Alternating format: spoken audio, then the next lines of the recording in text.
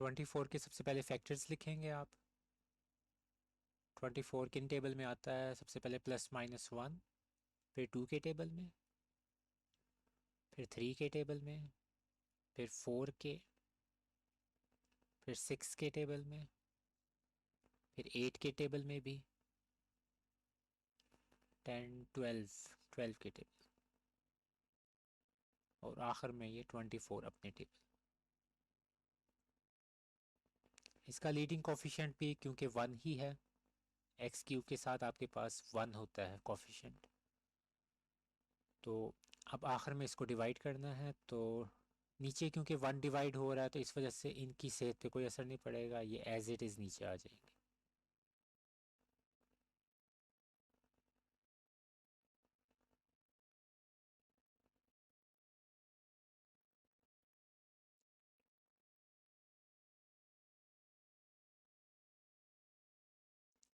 अब हमारा पॉलिनोमियल हमने लिखना है नीचे।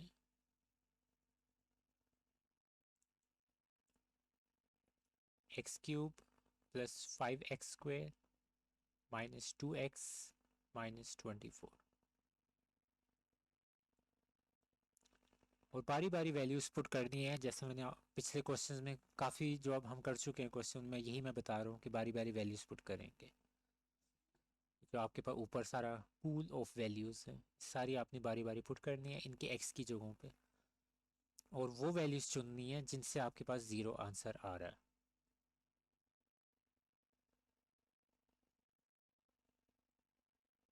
एक तो आपके पास 2 आ रही है वैल्यू, जिससे आपके पास जब पुट करेंगे 2x की जगह पे तो ज़ीरो आएगा। फिर -3 आ रही है, और फिर आपके पास 4 आ रही है। ये कैलकुलेटर वर्क है, ये मैं वीडियो एक अलग से वीडियो बना के उसमें शो करवा दूंगा, जिनको नहीं पता चल रहा कि ये कैसे हो रही है। और अगर नहीं पता चल रहा तो आप अलग से बता, कमेंट्स में बता दें कि इसकी अलग वीडियो बनाना ज़रूरी है या आपको समझ आ गई। तो 2 आपने पहले पुट किया,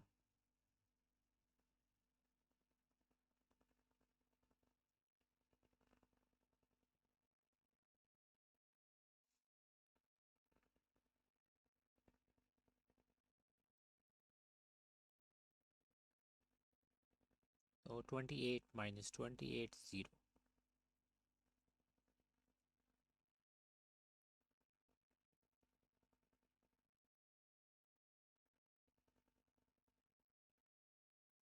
इधर आपको पता भी है कि, और यह कंफर्म हो चुका है कैलकुलेटर से कि आपका आंसर यहाँ ज़ीरो आएगा ही आएगा, लेकिन फिर भी आपने इसको सॉल्व करना है।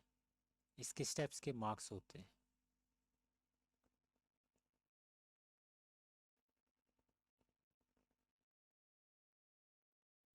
आपने लाजमी एग्जामिनर्स को शो करवाना है कि आपने सॉल्व किया है और ज़ीरो कैसे आ रहा है।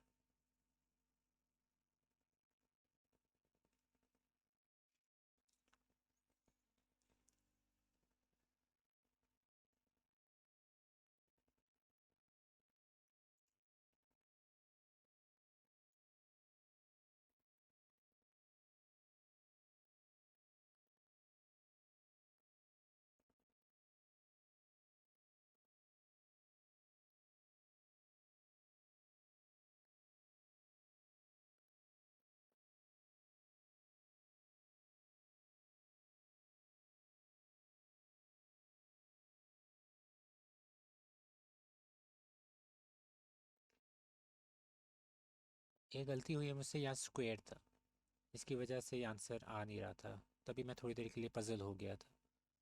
तो 3² 9 9 5 45,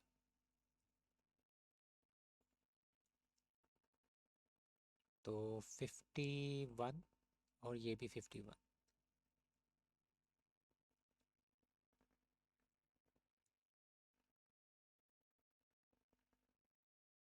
और आखिरी -4 है।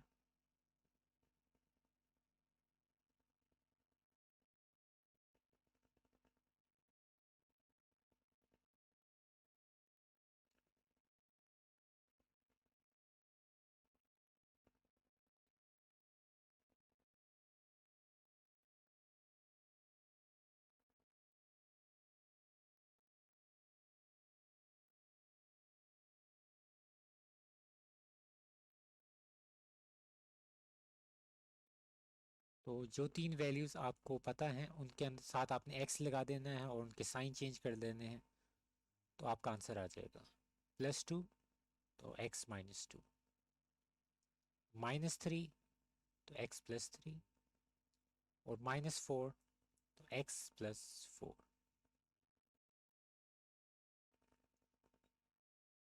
ये आपका आंसर आ जाएगा। अब ये जो अगले दो क्वेश्चन हैं ये दोनों डिफरेंट हैं, क्योंकि इनके अंदर पहली दफ़ा आपका जो लीडिंग कोफिशिएंट है वो 1 के अलावा कोई नंबर आ रहा है। पहले 1 आ रहा होता तो हम डिवाइड करते थे तो कुछ फ़र्क नहीं पड़ता था, क्योंकि 1 से डिवाइड करने के बाद भी कोई भी वैल्यू चेंज नहीं होती। लेकिन यहाँ आपके पास लीडिंग कोफिशिएंट डिफरेंट है। लीडिंग कोफिशिएंट एक दफ़ा फिर से बता देता हूँ। सबसे बड़ी आपने पावर देखनी है एक्स की, सबसे हाईएस्ट पावर कौन सी है, जो कि यहाँ आपके पास एक्स क्यूब है। तो एक्स क्यूब के साथ कौन सा नंबर साथ है वो आपका कोफिशिएंट होता है, और उसको लीडिंग कोफिशिएंट कहते हैं। क्योंकि कोफिशिएंट्स तो काफ़ी हैं, यहाँ 1 है, यहाँ -12 है, लेकिन लीडिंग का मतलब होता है कि एक्स की सबसे बड़ी पावर के साथ जो जुड़ा हुआ नंबर वो कौन सा। तो इसके इसके अंदर आपके पास 3 है। तो पहला काम आप वही करेंगे जो आप पहले क्वेश्चंस में करते आ रहे हैं, कांस्टेंट के फैक्टर्स क्या बनते हैं। तो 1 है, फिर 2 के टेबल में 4 आता है, 1 के टेबल में 4 आता है, और 4 के टेबल में अपने टेबल में ही 4 आता है। फिर आपने Q जो है यहाँ आपके पास 3 है, जो पहले किसी क्वेश्चन में 1 ही आ रहे थे, तो 3 ये पहली दफ़ा हुआ है कि आपके पास जो लीडिंग कोफिशिएंट है वो 1 के अलावा कोई आया।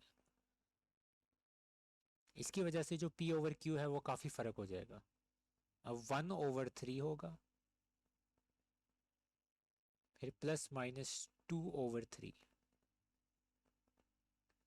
एक एक वैल्यू पकड़नी है, उसको 3 से डिवाइड करते जाना, +-4/3।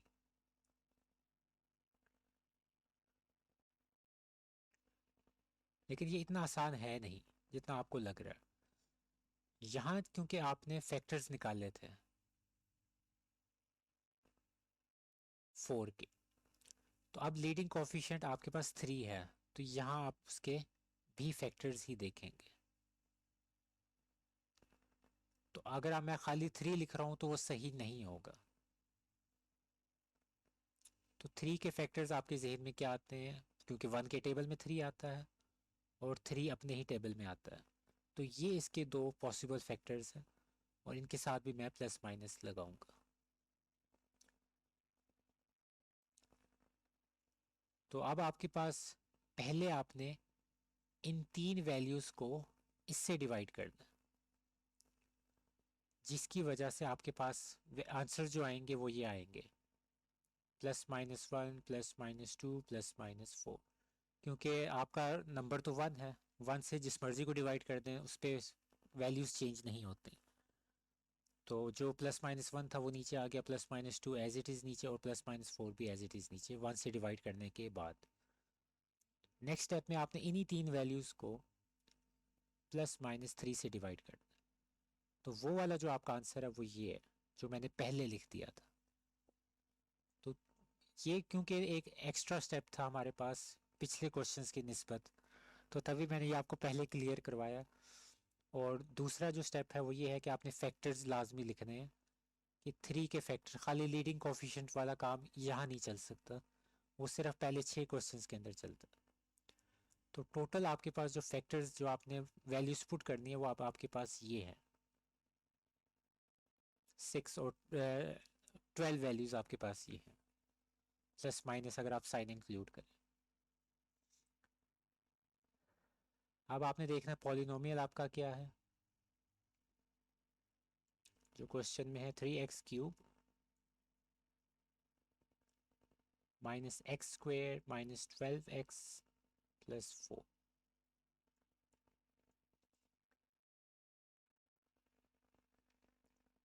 फ्रैक्शन वाली वैल्यूज भी आपने पुट करनी है, और जो स्ट्रेट वैल्यूज हैं वो भी आपने पुट करनी है, जो आपके वो होल नंबर्स और इंटीजर्स है। तो 1/3 प्लस का भी आपने पुट करना है, और माइनस का भी -1/3 एक्स की जगह पे पुट करना है। Same is the case with +2/3 and -2/3। तो इनसे आपके पास मिलेंगे जो फैक्टर्स आपके होंगे।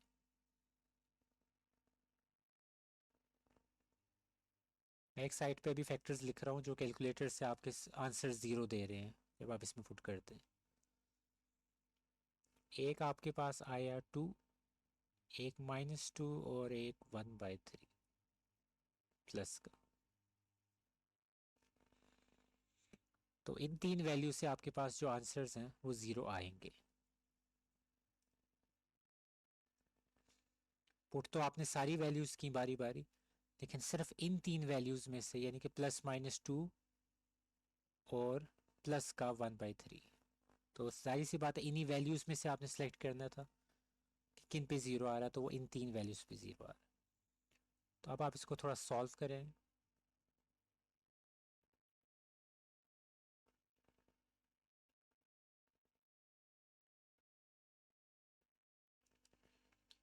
-24 -4 -24 +4, तो 28 -28। तो ये पहली वैल्यू आ गई आपके पास सॉल्व करने के बाद। फिर दूसरी वैल्यू आपके पास -2 थी, तो आप वो पुट कर दें।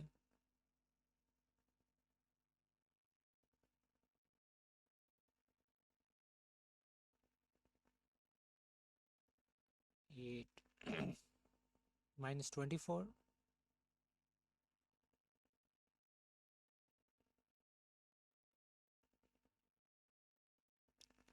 तो ये आपके पास कैंसिल आउट हो गई, 0 आ गई। और आखिरी वैल्यू 1/3 है।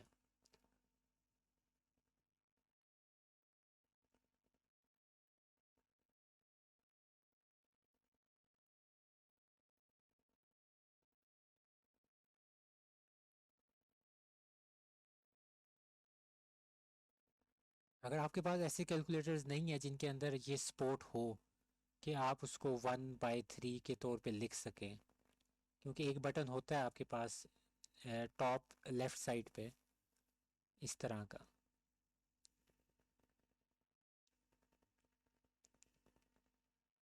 ये उस बटन की शेप होती है, उसके अंदर सिंबल ये बना होता है। तो अगर आपके पास ये वाला बटन नहीं है तो इसका एक अल्टरनेट बटन होता है, क्योंकि ये तो आजकल जो मॉडर्न कैलकुलेटर्स हैं, और तकरीबन 2014 से गालिबन कैलकुलेटर्स इस तरह के आ रहे हैं जिनमें ये वाला बटन होता है और आप डायरेक्ट फ्रैक्शन मोड में जा सकते हैं और फ्रैक्शन की वैल्यूज पुट कर सकते हैं। समहाउ अगर आपके पास वो बटन नहीं है तो फिर आपके पास एक ये वाला बटन होता है।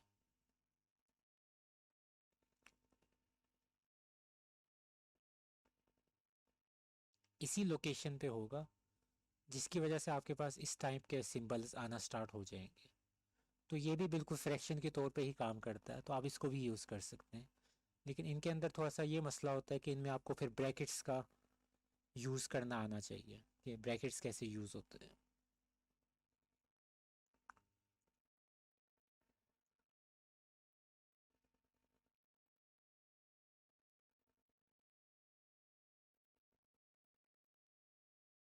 थ्री वन ज़ा थ्री फोर ज़ा,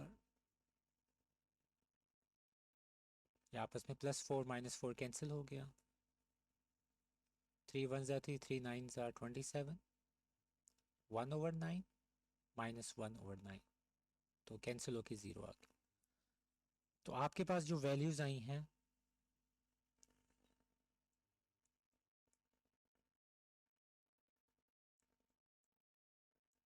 एक x की वैल्यू आपने पुट की थी 2, एक x की वैल्यू आपने 2 पुट की थी, एक x की वैल्यू आपने -2 पुट की थी, और एक x की वैल्यू आपने 1/3 पुट की थी। पिछले क्वेश्चंस में मैंने कभी भी इस तरह नहीं लिखा, मैंने आपको सीधा बताया था कि आपने सीधा सीधा उसको साइन को चेंज करना और x के साथ लिख देना। लेकिन यहाँ मैं उसको डिफरेंट अंदाज में क्यों बता रहा हूँ, क्योंकि आपके पास पहली दफ़ा फ्रैक्शन की वैल्यू आई है। पिछले जो हमने 6 क्वेश्चंस किए उसमें फ्रैक्शंस में कभी वैल्यूज़ नहीं आई थी, तो इनको लिखने का अंदाज थोड़ा डिफरेंट होता है। ये इधर आ जाएगा 2, तो -2 हो गया, जिस तरह पहले हम कर रहे थे। -2 इधर आ गया तो +2 हो गया, तो ये दूसरी आपके पास डिवाइज़र बन गया जिससे आपके पास 0 वैल्यू आ रही। इस केस के अंदर आप क्या करेंगे, आपको पता है कि जब 3 इधर डिवाइड होता है इधर आके क्या होता है, मल्टीप्लाई।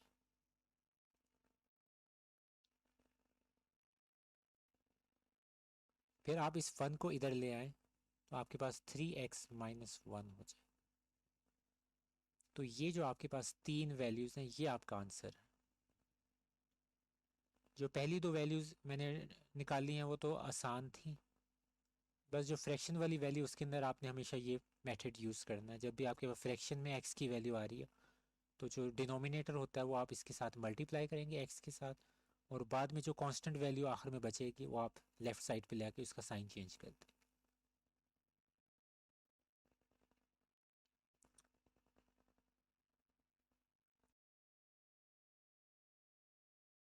इधर आपके पास सिर्फ 1 लिखा है तो 1 के फैक्टर्स तो 1 ही होते हैं, +- 1।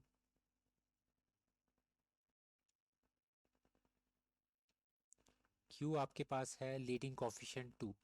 2 के कौन से फैक्टर्स होते हैं? 2 के फैक्टर्स होते हैं एक +- 1, और 2 का फैक्टर क्या होता है? 2 +- 2। 2 सिर्फ 1 के टेबल में और अपने टेबल में आता है, 1 के टेबल में और अपने टेबल। फिर आगे आप इसको डिवाइड करेंगे बारी बारी। 1 को 1 से डिवाइड करें तो 1 ही आता है, तो +- 1। फिर 1 को 2 से डिवाइड करेंगे तो क्या आता है? 1/2 +-। अब ये 4 वैल्यूज़ हैं, यही आपने बारी बारी पुट करनी है अपने पॉलिनोमियल के अंदर।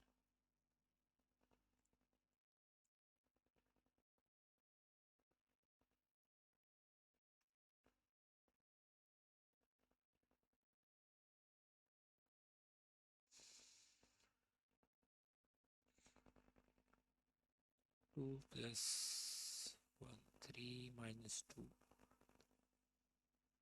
एक तो 1 आपके पास आ रहा है,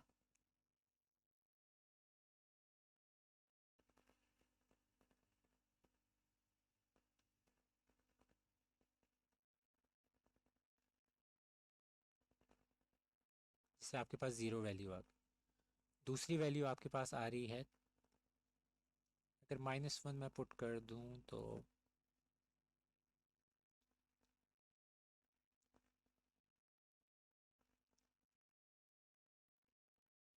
-1 से भी पुट होता है।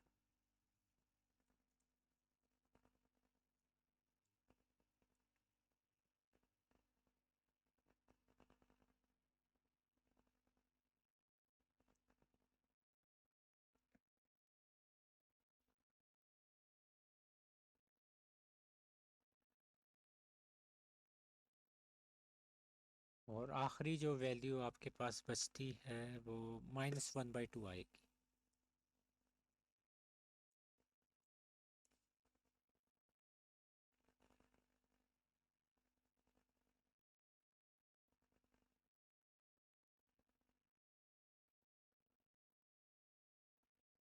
अगर आपके पास पुराने कैलकुलेटर्स हैं तो उनको अपडेट कर लें, वो ज़्यादा बेहतर रहेगा। एटलीस्ट फ्रैक्शन तक होना चाहिए उसके अंदर सपोर्ट, कि आप उसको किसी भी नंबर को फ्रैक्शन के तौर पे लिखते हैं। तो अगर वो ये वाली फॉर्म आ रही है आपके पास कैलकुलेटर्स के अंदर तो काइंडली अपडेट कर लें, क्योंकि ये आज की बात नहीं, ये 2014-13 की बात है जब कैसियो ने ये अपना जो था कैलकुलेटर्स अपडेट किए थे। यहाँ अमूमन पाकिस्तान के अंदर कैलकुलेटर्स ओवरऑल लुक से नहीं आपने जज करना कि लुक उसकी कैसी नज़र आ रही है, लुक मॉडर्न है कि नहीं है। आपने उसका सबसे पहले यही फंक्शन चेक करना है, ये जो मैंने आपको बताया था कि टॉप लेफ़्ट के ऊपर एक बटन होता है फ्रैक्शन वाला,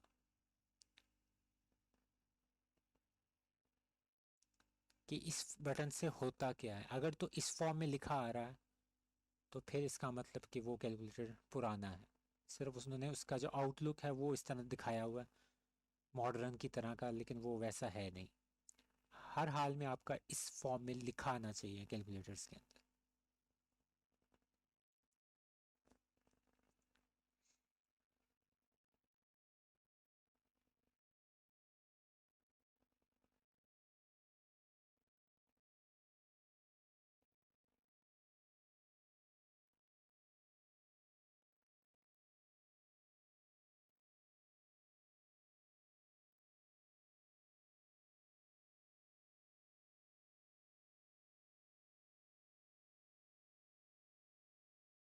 +1 -1 के साथ कैंसिल हो गया, -4 + 1/4 के साथ कैंसिल हो गया, आपका 0 आ गया। अब यहाँ भी क्योंकि आपके पास एक फैक्टर जो है वो फ्रैक्शन में है, तो इसमें भी आपको जो 7th क्वेश्चन में हमने काम किया था वही वाला काम करना पड़ेगा। सबसे पहले x की वैल्यू क्या थी 1, फिर दूसरी वैल्यू हमने क्या पुट की x की -1, और तीसरी वैल्यू हमने क्या पुट की -1/2। तो एक फैक्टर आपका बन गया -1, 1 इधर आ गया। दूसरा फैक्टर आपके पास क्या बना, -1 इधर आके +1 हो गया। और तीसरे फैक्टर के लिए 2 इधर आके मल्टीप्लाई हुआ तो 2x हो गया, और फिर -1 इधर आया तो +1 हो गया। तो ये 3 फैक्टर्स आपके